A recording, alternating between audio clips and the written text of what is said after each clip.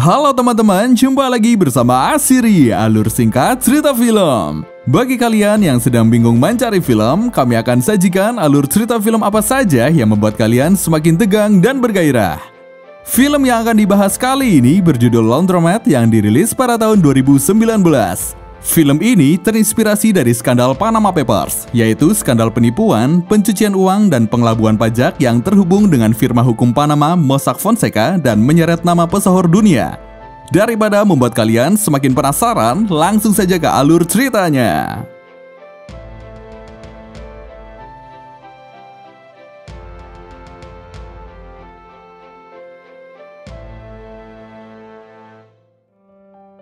Cerita dimulai dari agenda liburan sepasang suami istri, Ellen dan Joe, menaiki kapal untuk melihat pemandangan danau sebagai peringatan anniversary pernikahan mereka yang ke-40. Ketika kapal mulai bergerak, mereka berdua dan semua penumpang terlihat menikmati perjalanan. Hingga kemudian tiba-tiba gelombang yang cukup besar menabrak kapal mereka dan membuat kapal terbalik. Kejadian tersebut memakan korban jiwa sebanyak 21 orang termasuk Joe. Seperti perusahaan wisata lainnya, korban akan diberikan uang ganti rugi dari perusahaan kapal.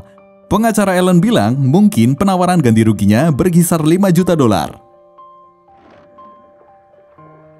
Ellen and Joe went on their honeymoon in Niagara Falls and they... So what happens next? What do we do next?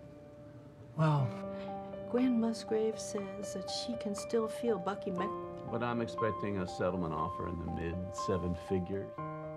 Di sisi lain, pemilik kapal tengah berdiskusi mengenai asuransi kecelakaan mereka. Pemilik kapal diberikan penjelasan bahwa kapal didaftarkan pada asuransi APBG atau Asosiasi Pemilik Properti Global yang telah berubah menjadi Monarch. Dan seorang bernama Purser dari Monarch menyatakan bahwa Monarch diasuransikan oleh United. Maka, polis asuransi kapal yang ada di Monarch diambil alih oleh United. Itu berarti United yang mengeluarkan uang asuransi kecelakaan kapal. Namun, mereka mendapatkan surat dari Monarch yang menyatakan United tidak bisa bertanggung jawab mengeluarkan uang dengan alasan polis asuransi sudah kadaluarsa sebelum kecelakaan.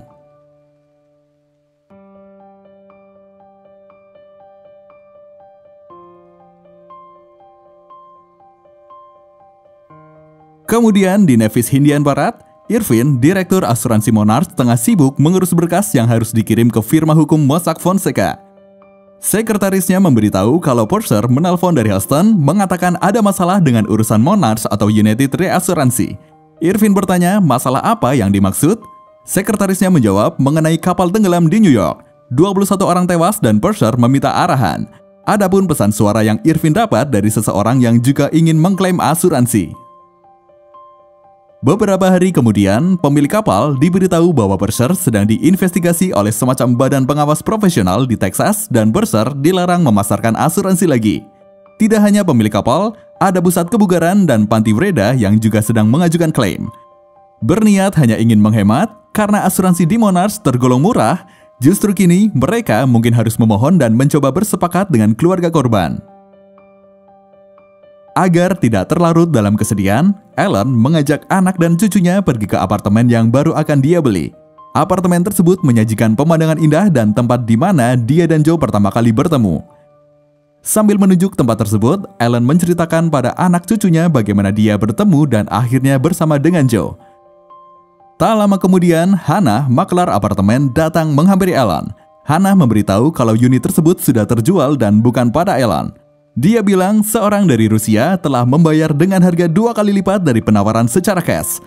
Ellen diberikan pilihan unit lain yang belum terjual, tapi tidak ada lagi unit yang mengarah ke tempat yang Ellen ingin lihat. Ellen sangat kecewa padahal dia sudah membayar uang muka dengan uang yang dia dapat dari ganti rugi asuransi jiwa Joe. Dia kemudian meminta kesempatan untuk bertemu dengan pembeli unit tersebut. Dia pikir mungkin orang tersebut akan paham jika dia jelaskan alasan mengapa dia sangat menginginkan unit tersebut. Namun Hannah tidak bisa melakukan hal tersebut dengan alasan privasi. Akhirnya, Ellen beserta anak dan cucunya pun keluar dari sana. Ellen kemudian menemui pengacaranya. Melihat situasinya, pengacaranya meminta Ellen melepas saja tuntutannya dan menerima uang. Pengacaranya menjelaskan perusahaan asuransi itulah masalahnya. Entah bagaimana United Group Reasuransi Nevis bisa lepas tanggung jawab begitu saja. Singkat cerita, Alan mendapatkan alamat kantor asuransi United di Nevis dan Boncamper sebagai direkturnya. Di sisi lain, pemilik kapal mendapat berita kalau Asosiasi Pemilik Properti Global atau APPG dan Monarch tidak pernah ada. Hal tersebut diketahui setelah menyadari Purser mengirim surat pemberitahuan dengan tanggal sebelum kecelakaan kapal agar tidak perlu membayar ganti rugi. Ketika APPG dan Monarch tidak ada, maka United juga tidak pernah ada.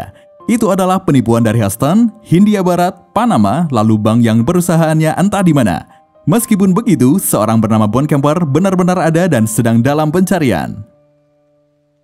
Setelah menempuh perjalanan panjang, sampailah Alan di Nevis. Karena bingung mencari alamat yang dia tuju, dia pun menanyakan kepada Irvin yang kebetulan lewat. Irvin mengatakan dia tidak tahu di mana kantor asuransi United serta orang bernama Boncamper, dan bilang mungkin Alan salah menulis alamat. Di Bandara Internasional Miami, Irvin ditangkap atas nama Boncamper, Direktur United Group Reassurance Nevis, tepat di hadapan istri dan anaknya. Ternyata nama lengkapnya adalah Malchus Irvin Boncamper. Selama ini diam-diam Irvin menikahi dua orang wanita, yaitu Edith di Miami dan Finchal di Nevis. Selama ini dia berhasil menyembunyikan dan hidup bersama dua keluarga. Secara kebetulan, Alan melihat penangkapan tersebut dan sadar pria yang sebelumnya dia tanyai alamat adalah orang yang dia cari. Beralih ke kota Panama di kantor hukum Mossack Fonseca. Mossack diberitahu kalau Irvin Boncamper, salah satu klien pembuatan perusahaan cangkang di firma hukumnya, telah ditangkap. Perlu diketahui, perusahaan cangkang atau offshore company adalah perusahaan yang statusnya hanya di atas kertas. Perusahaan ini beroperasi tanpa kantor, bahkan bisa tanpa karyawan dan semuanya bersifat legal. Di Amerika Serikat, sebuah perusahaan diizinkan secara hukum untuk membuat perusahaan cangkang di luar negeri dengan pajak yang rendah, sehingga memudahkan pemenuhan kebutuhan melakukan aktivitas keuangan di pasar luar negeri. Meskipun begitu, perusahaan cangkang seringkali disalahgunakan, misalnya untuk menyembunyikan kepemilikan bisnis dari penegak hukum atau publik untuk keuntungan pribadi sampai pencucian uang.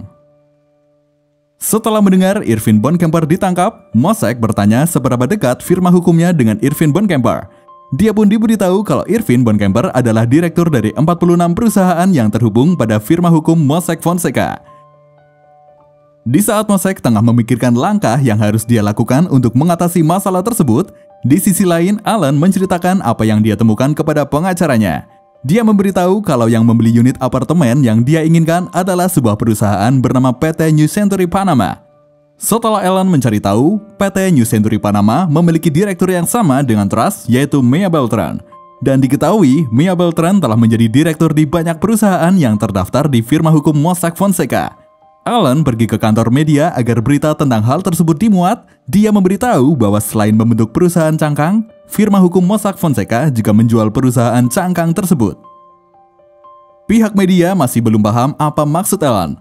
Alan pun menceritakan bahwa setelah kejadian kecelakaan kapal yang menewaskan Joe, dia tidak memiliki orang yang bisa ditanyai dan dimintai arahan selanjutnya. Sebab perusahaan asuransi yang seharusnya bertanggung jawab tidak benar-benar ada, alias hanya perusahaan cangkang.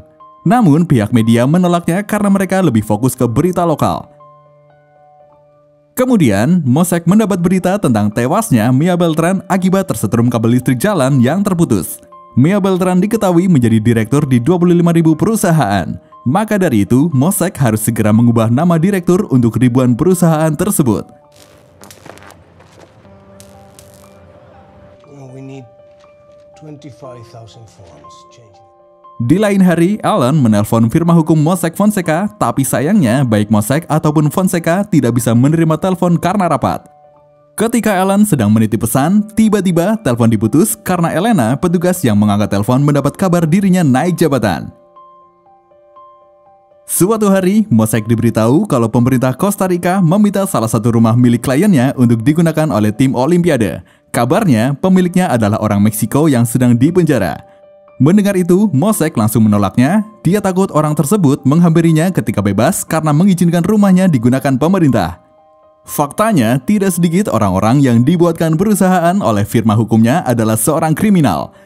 Tapi, ada juga klien yang memang seorang taat hukum, misalnya Charles, seorang pebisnis dengan keluarga harmonis. Charles dipandang sebagai seorang yang tidak pernah melanggar hukum dan pria yang hanya memanjakan istri dan putrinya. Suatu hari, putrinya tanpa mengabari pulang ke rumah membawa beberapa barang untuk acara pesta kelulusan sekaligus menyambut ibunya datang. Tapi ternyata dia malah mendapati Charles selingkuh dengan sahabatnya yang bernama Astrid di rumah.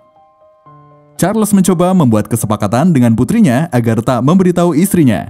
Dia memberitahu betapa beruntung putrinya bisa kuliah di Universitas Amerika, menghabiskan liburan musim panas dengan jalan-jalan di luar negeri bukan bekerja di pabrik, memiliki mobil mahal, bahkan ada pekerjaan yang menantinya setelah lulus.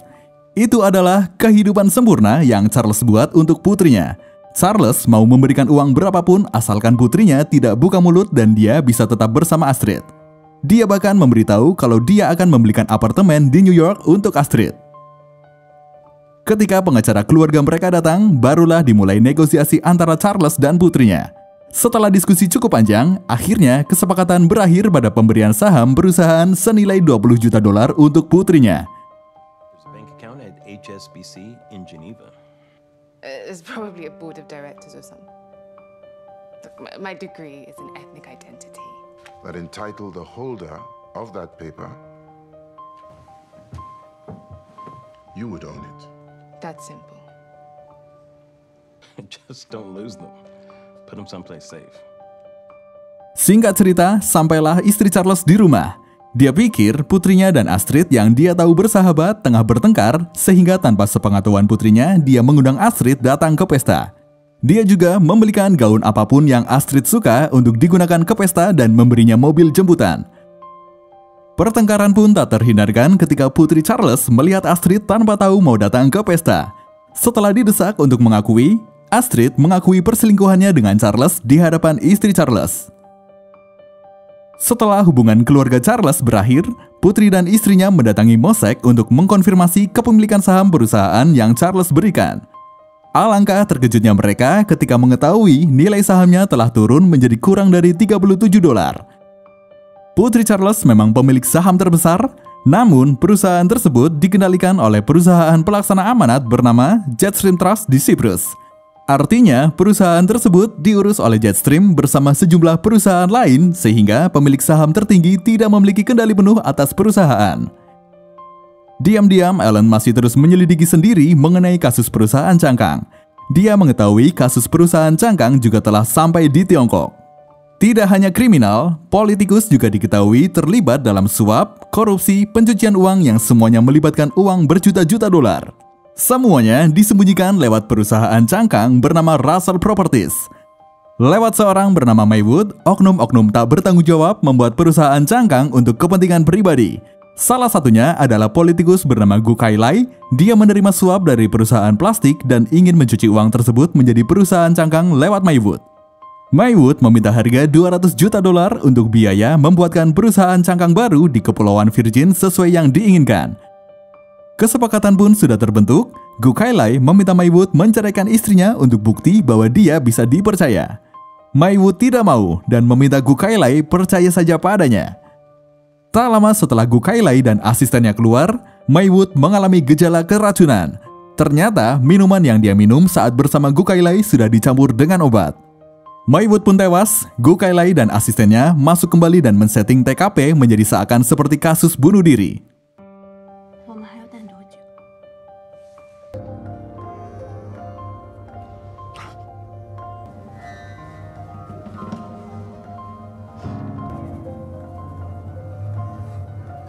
Tidak sampai di situ saja, Gu Kailai menyuap polisi untuk menyembunyikan pembunuhan yang dia lakukan. Skenario yang dia buat adalah Maywood menculik putranya di London untuk mendorongnya ke posisi berbahaya dengan skema perusahaan cangkang. Dia belum sempat menghubungi polisi karena khawatir akan muncul gosip tentang dia dan suaminya yang mana hal itu akan membahayakan posisi dirinya dan suaminya. Sebab saat itu Tiongkok sedang gencar-gencarnya membasmi korupsi. Maka besar kemungkinan Maywood sengaja dibunuh karena mengetahui suap yang diterima Gu Kailai dari perusahaan plastik. Rupanya, polisi yang disuap Gu Kailai tidaklah seburuk itu. Setelah Gu Kailai pergi, dia melaporkan apa yang terjadi pada atasannya. Suami Gu Kailai merupakan seorang politikus yang tengah mengincar jabatan tinggi di pemerintahan. Dalam sebuah acara, dia menggaungkan mengenai pentingnya memberantas korupsi di Tiongkok. Setelah turun dari panggung, dia segera menghampiri Gu Kailai dan bergegas pergi untuk ke Perancis. Tapi mereka dihentikan oleh polisi. Gu Kailai ditangkap atas kasus pembunuhan, sedangkan suaminya ditangkap atas penyuapan, penggelapan, dan penyalahgunaan kekuasaan. Di abad 19-an, negara bagian Delaware sadar tidak bisa menarik pebisnis seperti New York. Oleh karena itu, Delaware membuat sebuah peraturan perundang-undangan yang ramah bisnis. Usaha tersebut berhasil, terbukti di Wilmington, Delaware, dihuni 285.000 perusahaan dan tak satu pun membayar pajak negara bagian. Inilah yang disebut penghindaran pajak secara legal. Sebab itu bukan tidak mungkin hal yang sama juga dilakukan oleh negara-negara lain seperti Swiss, Luxembourg, Hong Kong, Kepulauan Virgin, dan Britania Raya.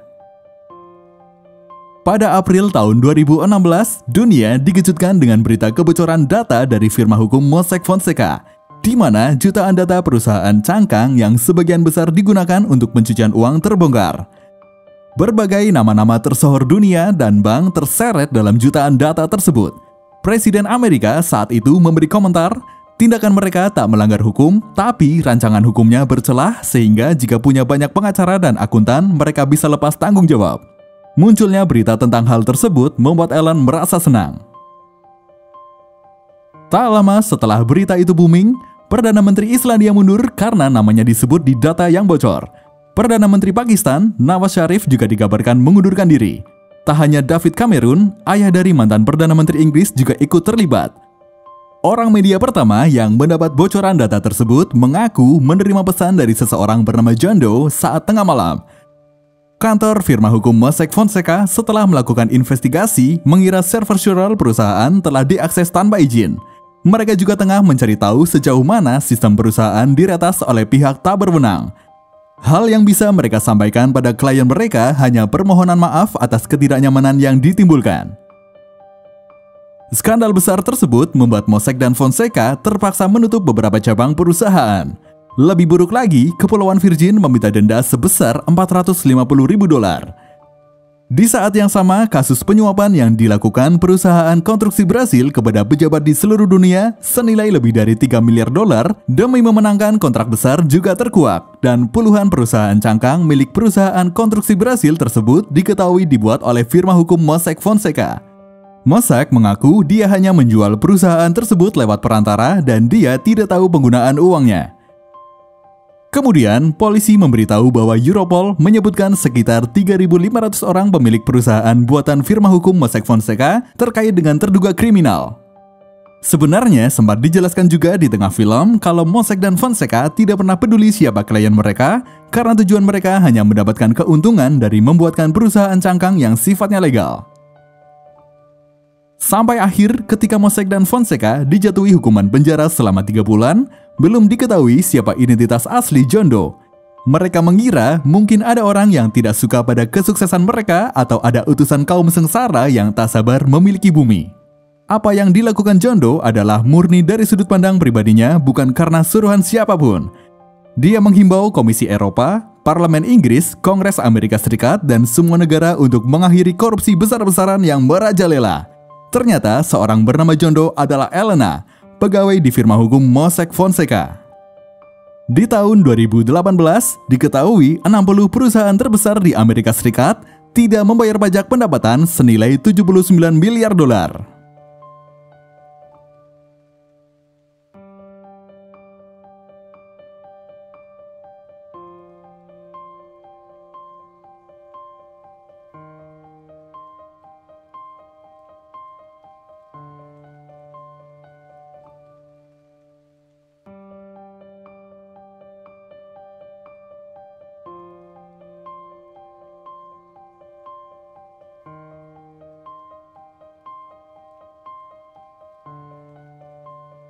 Seperti itulah kisah skandal Panama Papers, yaitu skandal penipuan, pencucian uang, dan pengelabuan pajak yang terhubung dengan firma hukum Panama Mossack Fonseca dan menyeret nama pesohor dunia. Terima kasih dan sampai jumpa di alur cerita selanjutnya.